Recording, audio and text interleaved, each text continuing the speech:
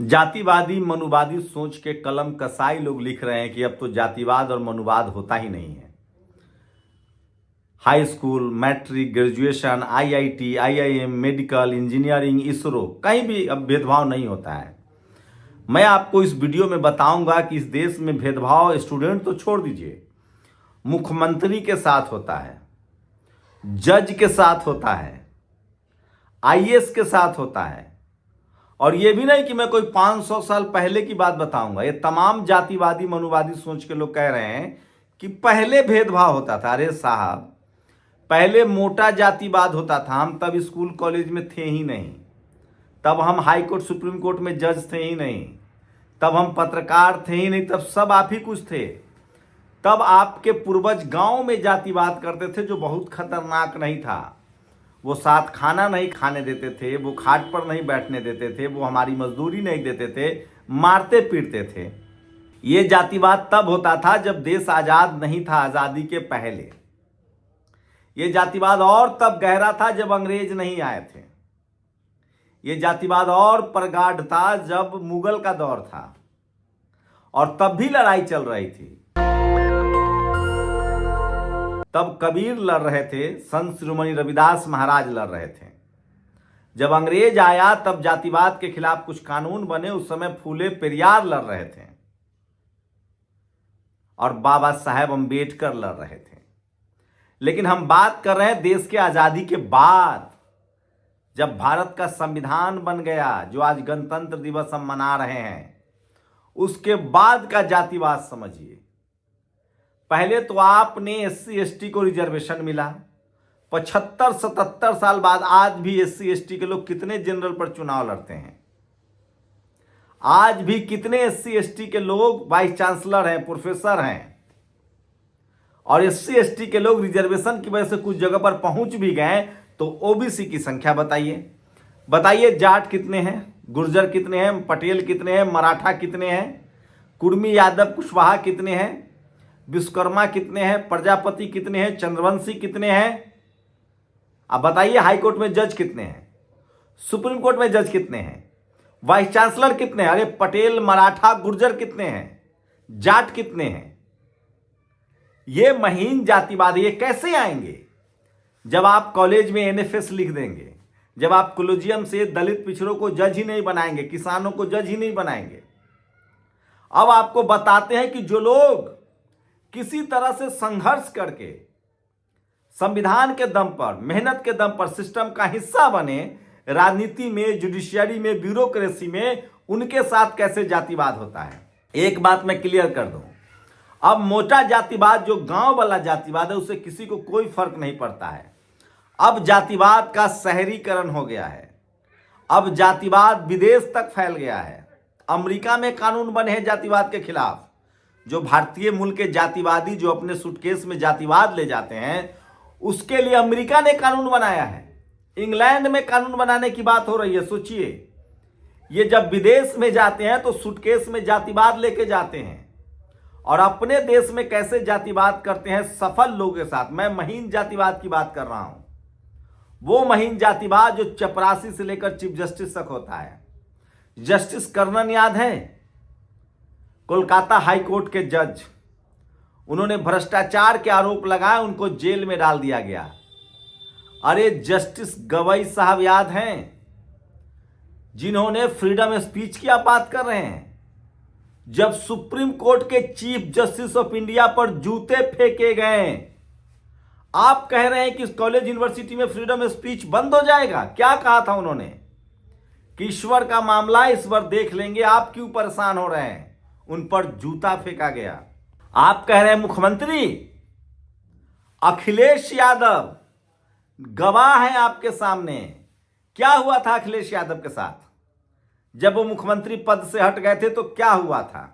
अरे मुख्यमंत्री थे तो क्या हुआ था? कौन लोग थे वो? पुण्य प्रसून वाजपेयी, वो तमाम जातिवादी मनुवादी पत्रकार जो दिन रात चीख रहे थे 56 एसडीएम, 56 में 46 एसडीएम। क्या वो सच था? क्या उनका घर नहीं धोया गया? अरे क्या हुआ था जीतनराम मांझी के साथ? अरे क्या हुआ था बाबू जगजीवन राम के साथ? भूल गए आप? क्या हुआ इस देश के संविधान निर्माता बाबा साहब अंबेडकर के खिलाफ? वो तो आजादी के पहले था, आजादी के बाद भी। आप या तो शातिर हैं, भुलक्कर तो नहीं है, शातिर हैं आप लोग। जो जातिवादी मनुवादी होते हैं वो शातिर हैं। अब मैं बता रहा हूं कॉलेज यूनिवर्सिटी में क्या हुआ पायल तडवी के साथ, क्या हुआ रोहित वेमुला के साथ। लाखों, ये तो वो लोग हैं जो दुनिया छोड़ चुके हैं। एक भी दलित, पिछड़ा, किसान, आदिवासी, अल्पसंख्यक छात्र से पूछ लीजिए उनको किस तरह से ह्यूमिलिएट किया जाता है, किस तरह से महीन जातिवाद होता है उनके साथ। कब तक बर्दाश्त करेंगे? और हम चाहते हैं संवैधानिक तरीके से इसका निदान हो। अब बताते हैं आइए, आज गणतंत्र दिवस के अवसर पर टीना डाबी से चूक भी नहीं हुई, दोनों तरफ अधिकारी थे। उन्होंने पहले लेफ्ट सैल्यूट किया, फिर राइट सैल्यूट किया। ममता त्रिपाठी नाम की महिला पत्रकार ने कहा कि ये आरक्षण से आई हैं, ये है जातिवाद, ये है मनुवाद, ये है ब्राह्मणवाद। टीना डाबी जो आईएएस टॉपर हैं, संतोष वर्मा, आप फ्रीडम टू स्पीच की बात करते हैं। मीनाक्षी सिंह, इस देश का एक दलित, पिछड़ा, किसान, आदिवासी, अल्पसंख्यक समाज का अधिकारी सीने पर हाथ रख के बता दे। राजेंद्र प्रसाद सिंह कहते हैं नौकरी मिल जाता है आरक्षण से, लेकिन ये नौकरी कर नहीं सकते हैं। और ऐसा नहीं कि सिर्फ आईएएस के साथ जातिवाद होता है। अब मैं आपको मुख्यमंत्रियों की लिस्ट बता रहा हूं। लालू यादव याद है कैसे चकरचाल चल के उनको फंसाया गया। हेमंत सोरेन के पिता शिबू सोरेन को जेल में डाला गया। शिबू सोरेन के बाद हेमंत सोरेन को जेल में डाला गया। मायावती जी के साथ सोचिए, जातिवादी मनुवादी मीडिया और जातिवादी हाईकोर्ट, सुप्रीम कोर्ट कैसे कैसे आदेश देता था जब वो लखनऊ और ग्रेटर नोएडा को सुंदर बना रही थी। आप भूल गए? तो बहुजन समाज के नेता जगदेव बाबू के खिलाफ ये लोग थे। और आज भी इस देश की जातिवादी मनुवादी मीडिया, सोचिए नीतीश कुमार आज बीजेपी से अलग हो जाए, उनकी धज्जियां उड़ा दी जाएंगी। तेजस्वी यादव पर किस किस तरह के तंज किए जाते हैं, मायावती जी पर, चंद्रशेखर आजाद को कैसे एक जाति का नेता बताया जाता है। सोचिए, जिस मीडिया से उम्मीद की जाती है कि ये ईमानदार होगा, वो दलित, पिछड़े, किसान, आदिवासी, अल्पसंख्यक नेताओं को एक जाति का नेता बता देता है और सवर्ण नेताओं को राष्ट्रीय नेता बता देता है। ये समझने के लिए काफी है कि आज जातिवाद की जड़ें कितनी महीन हुई है। आज जातिवाद और महीन हुई है। अब तो सोचिए, जातिवाद के चपेट में ममता बनर्जी हैं, राहुल गांधी हैं, मीडिया कितना वाइस्ड है।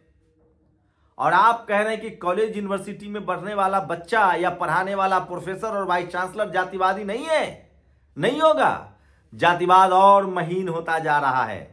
गांव से उठकर जातिवाद अब इसरो में है। तो जातिवाद इस देश की सच्चाई है, मान लीजिए। और जातिवाद उतना महीन आपके साथ होता जाएगा जब आप जितने बड़े पदों पर पहुंचेंगे। जातिवाद क्यों बड़े लोगों के साथ होता है वो समझिए। जातियां बनाई गई थी काम के लिए। कोई कपड़ा धोएगा, कोई लोहे का काम करेगा, लकड़ी का काम करेगा, कोई भैंस पालेगा, खेत जोतेगा, कोई मतलब इस तरह का काम करेगा। इस तरह के आरोप जातियां बनाई गई थी। और एक जाति थी जो पढ़ेगी लिखेगी, एक जाति राज करेगी, एक जाति व्यापार करेगी, और बाकी की जातियां 6000 जातियां, उनको सिर्फ सेवा करना था। तो अब लोगों को प्रॉब्लम होने लगी क्योंकि संविधान आ गया, गणतंत्र आ गया, लोकतंत्र आ गया। अब हर जाति के लोगों को एसपीडीएम बनने का मौका मिला, एनडीए में जाने का मौका मिला, सेना में जाने का मौका मिला, पैरामिलिट्री फोर्स में जाने का मौका मिला। तो सोचिए, मैं फिर कह रहा हूं, जज बनने का मौका मिला। तो जो जातियां अपने आप को कहती थी कि हम पर यह अधिकार है और बाकी को सिर्फ सेवा करना है, उनके पेट में दर्द होने लगा। लेकिन मैं फिर कह रहा हूं, यह देश कभी गुलाम हुआ था जातिवाद की वजह से। यह देश अंग्रेजों के चपेट में आया जातिवाद की वजह से। लोकतंत्र है, डेमोक्रेसी है। अब जातिवाद को छोड़िए और बेहतर मुल्क के लिए, बेहतर राष्ट्र के लिए हमारी सेना बेहतर हो, उसके लिए विज्ञान की जरूरत है, जातिवाद की नहीं। हमारे कॉलेज यूनिवर्सिटी बेहतर हो, इसके लिए विज्ञान की जरूरत है, पढ़ाई की जरूरत है, जातिवाद की नहीं। अभी सोचिए, लखनऊ यूनिवर्सिटी में कनौजिया नाम के एक छात्र को धरना पर बैठना पड़ा था। तब उनको वापस लिया गया था। आप कह रहे हैं जातिवाद नहीं है? अरे गंगा की सौगंध फिल्में बन चुकी है, फिल्मों में जातिवाद होता है, जाति विशेष के लोग को क्रिमिनल दिखाया गया। आप कह रहे हैं जातिवाद नहीं है? कितने भोले लोग हैं ये, कितने शातिर लोग हैं ये। मैं फिर कह रहा हूं, इस देश में जातिवाद एक सच्चाई है और उसको खत्म करने का रास्ता है जाति जनगणना। उसको खत्म करने का रास्ता है जाति जनगणना, उसको खत्म करने का रास्ता है रिजर्वेशन। जब हर जाति के लोग हर बड़े पदों पर होंगे तो जातिवाद करने से लोग डरेंगे। और जैसे रेसिज्म के खिलाफ दुनिया भर में कानून है, जातिवाद के खिलाफ SC/ST एक्ट, हर उस जाति को जातिवाद के खिलाफ कानून प्रोटेक्शन मिले, प्रिवेंशन एक्ट मिले। जैसे SC/ST को मिला हुआ है वो शानदार है। अति पिछड़ी जातियों को मिले, जैसे बिहार में मैनिफेस्टो में डाला था इंडिया गठबंधन ने, OBC को मिले। हिस्ट्री पता कीजिए, किस जाति के साथ भेदभाव हुआ है, किस आधार पर भेदभाव हुआ है, और उनको ये प्रिवेंशन एक्ट मिलना चाहिए। तब जाकर ये बेहतर मुल्क होगा, तब जाकर हम एक बेहतर राष्ट्र बनेंगे। जातिवाद महीन होता जा रहा है, गांव से शहर में शिफ्ट हुआ है। College, university, media, judiciary, bureaucracy, business. और मीडिया तो वो जातिवाद का भेद किला है जहां अभी तक गैर सवर्णों की एंट्री ही नहीं है। दलित, पिछड़े, किसान, आदिवासी, अल्पसंख्यक की अभी एंट्री ही नहीं हुई है। तो इस घोर जातिवाद, महीन जातिवाद, कॉलेज, यूनिवर्सिटी, मीडिया, जुडिशियरी, ये गांव का जातिवाद अलग है, और जो शहरी जातिवाद है, जो नौकरी का जातिवाद है, जो बिजनेस का जातिवाद है, जो ब्यूरोक्रेसी का जातिवाद है, जुडिशियरी का जातिवाद है, फिल्मों में जो जातिवाद है, आप मसान के डायरेक्टर को सुन लीजिए, सब झूठ बोल रहे हैं। अरे आज भी अमेरिका जैसे देशों में रेसिज्म होता है, नहीं तो ब्लैक लाइव्स मैटर क्यों चलता। इस देश में जातिवाद की जड़ें गहरी हैं और वो सिर्फ संविधान से ही खत्म होगा। आप लोग अपनी राय जरूर दीजिए। शुक्रिया।